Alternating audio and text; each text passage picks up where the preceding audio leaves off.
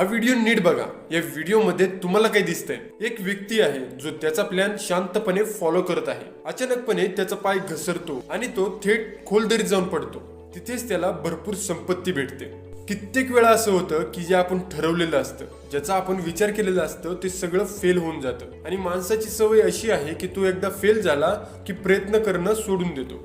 बऱ्याच जणांना असं वाटतं की आपण यशस्वी होऊ शकत नाही, पण आपण मात्र या सगळ्या भानगडीत एक महत्वाची गोष्ट विसरतो। आपण जो प्लॅन बनवतो त्याच्याही पेक्षा लाखो पटीने चांगला प्लॅन देवाने आपल्यासाठी बनवलेला असतो। खूप वर्षांपूर्वी ऑल इंडिया रेडिओने एका तरुणाला हे बोलून रिजेक्ट केलं की तुझ्या आवाजामध्ये दम नाहीये, तुझा आवाज एखाद्या आरजे सारखा नाहीये, तू रेडिओवर न्यूज रिपोर्टर होऊ शकत नाही। आज तोच तरुण बॉलिवूडचा बिग बी महानायक अमिताभ बच्चन बनला आहे। विचार करा, जर त्यावेळी अमिताभ बच्चन यांनी त्यांच्या आवाजावर शंका घेतली असती किंवा हार मानली असती तर आज मी आणि तुम्ही त्यांना ओळखलंच नसतं। जरी ते रिपोर्टर झाले असते तरी आपण एका महानायकाला मुकलो असतो। म्हणूनच फेल होणं कधी कधी गरजेचं असतं, कारण त्याही पेक्षा एखादी मोठी गोष्ट तुमची वाट बघत असेल।